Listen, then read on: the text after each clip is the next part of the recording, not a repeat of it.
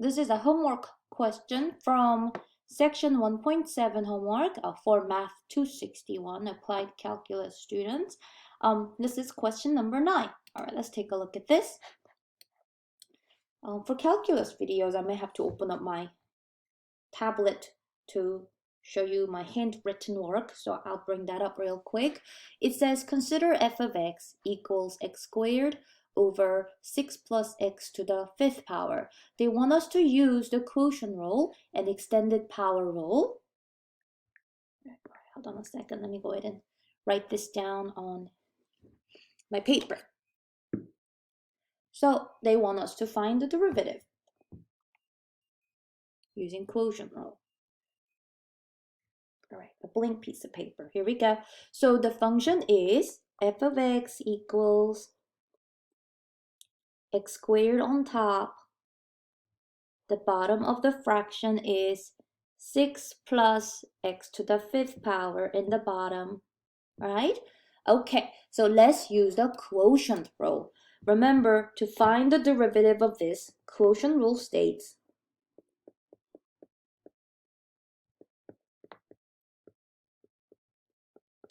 derivative of this is going to be g squared in the bottom, gf prime minus fg prime, whoopsie, gf prime and fg prime on the numerator, where f is the function on top and g is the function in the bottom. So you remember how I did this in class? I laid out all my pieces first, right? So I'm gonna go ahead and do that first. So, hold on, let me write down my f and g so that I can plug into this quotient rule template. So what's f? F is x squared. Then f prime, the derivative of x squared, is simply 2x. By the power rule, that's something from 2 weeks ago, right? Now, what's g? Oh, this one, we have to spend some time. G is the bottom piece, this right there. But if you want to find the derivative of this, you have to use the chain rule. So this must be a homework question on 1.7. Yes, Nelson, that's good. Let's find the derivative of this g. First, bring down that 5 to the front. 6 plus x. What's the new exponent? It's 4. And you must multiply this by the derivative of the inside function. Derivative of the inside function. The inside is 6 plus x. So you need to multiply this by derivative of 6 plus x, which is just 1, right? This is just 1. So guess what g prime is?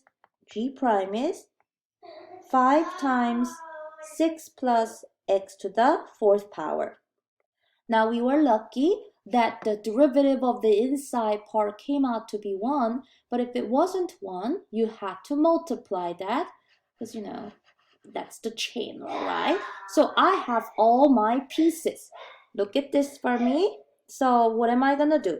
The bottom of the fraction, I'm going to do g squared. So I'm going to do that squared, okay?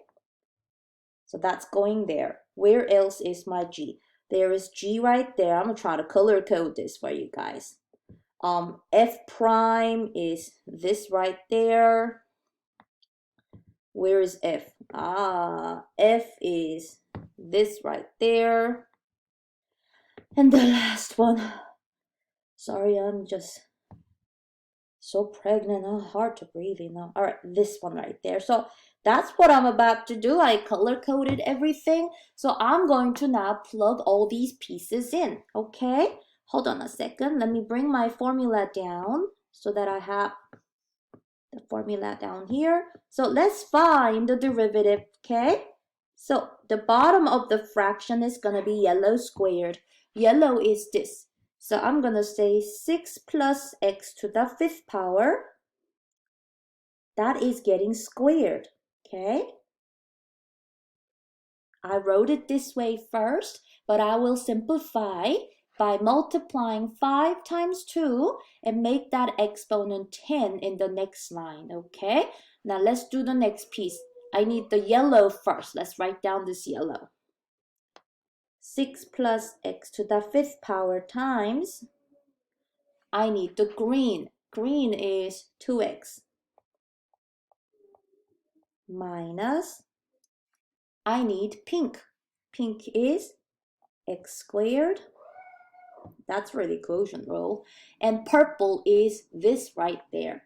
5 times 6 plus x to the 4th power. Let us simplify this chunk, okay? So let's simplify this. I'm gonna first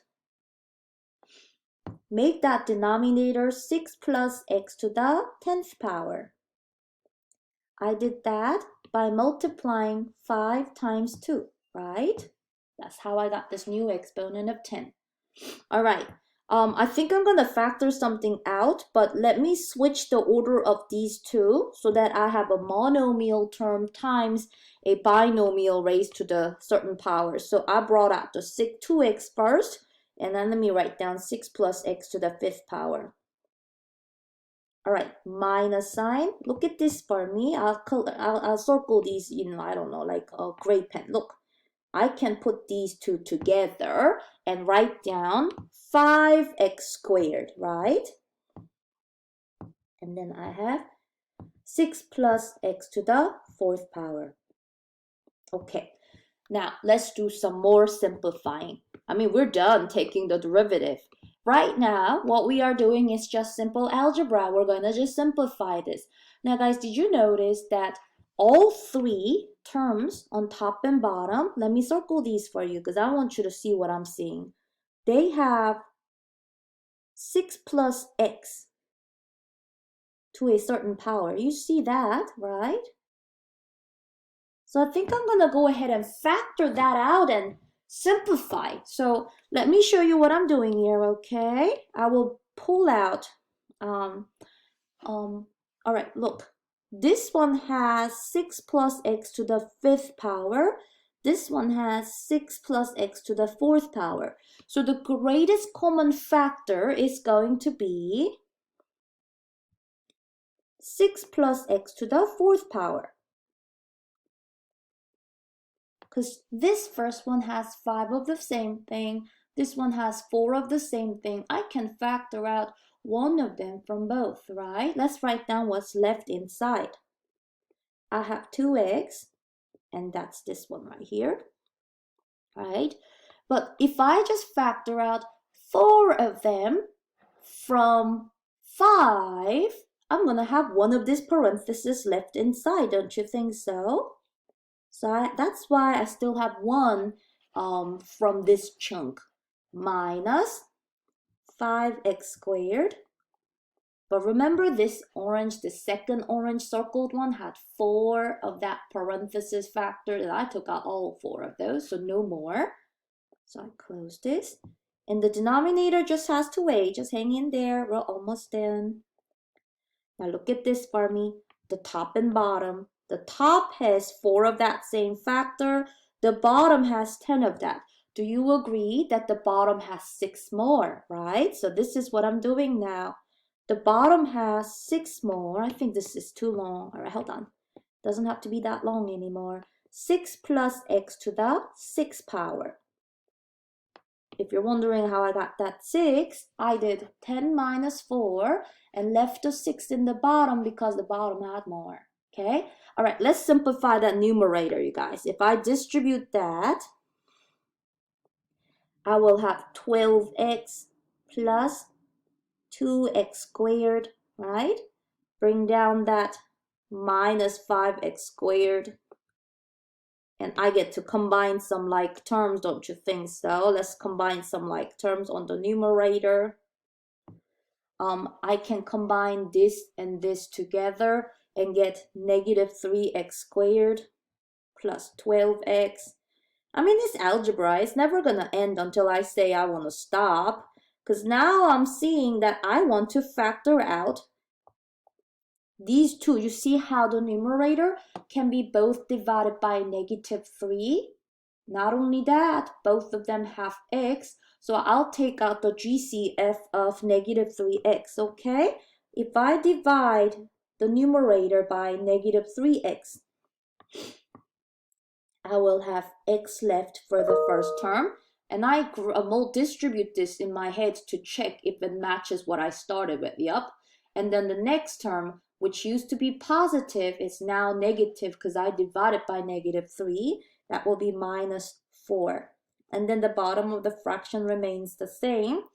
And you know what? I think I'm done. This is looking beautiful. I'll go ahead and type this in. So I don't think the quotient rule was the difficult part. I think the difficult part was simplifying this algebraically. Maybe you don't find that difficult at all if you got that strong algebra skill, but this was definitely a good review of algebra. Now what do they want? They want me to find f prime of x.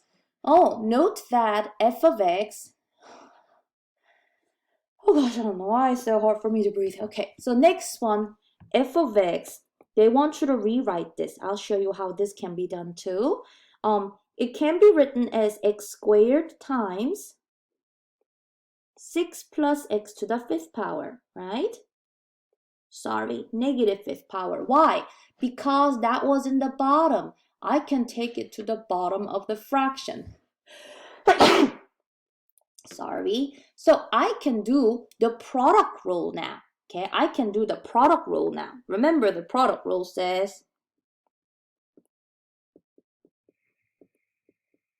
do f times g prime plus g times f prime, right? Where f is x squared and f prime is 2x. G is the second piece of multiplication, that guy right there. 6 plus x to the negative 5th power. Let's find g prime using chain rule. Bring down that negative 5 to the front. Keep everything same inside. Exponent will go down 1 to negative 6. Now you gotta multiply that by the derivative of the inside part, which is 6 plus x. Again, this is just 1, right? This is just 1. So g prime is simply negative 5 times 6 plus x to the negative 6 power. Now I got all my pieces laid out. F is x squared. G prime is down here.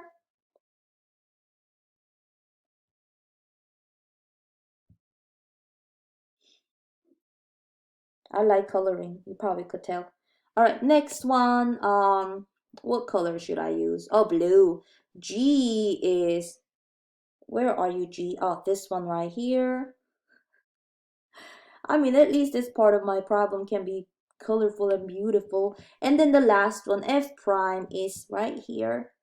So you know what I'm about to do. I'm going to put these all together to find the derivative of the original function. So let me try. Let me bring this down here and do the work.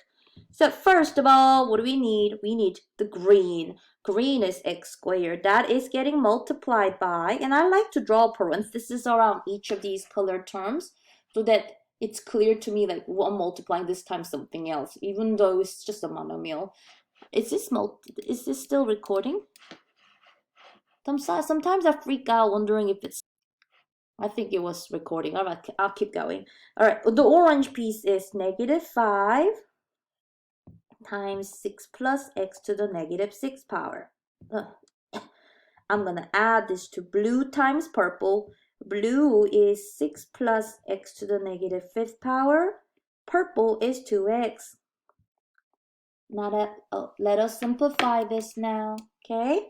The first term, I can just put these two together and make it negative 5x squared. And I can send this to the bottom of the fraction. I can send this to the bottom and say 6 plus x to the positive 6 power.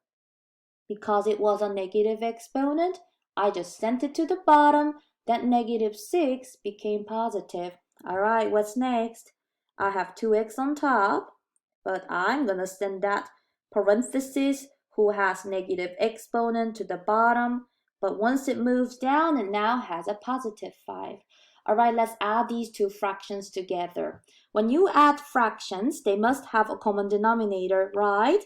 They don't. So I'm going to multiply the second fraction by one more of 6 plus x, so that this becomes 6 plus x to the 6th power. So look at this. I'm going to multiply the top, top and bottom by this blue fraction. And I am doing that so that they have a matching denominator for me to add. All right. If I add them, why not? Let's distribute this first. I'll edit. 12x plus x squared, right? Next one, if you combine this times this, you're going to have 6 plus x to the 6th power.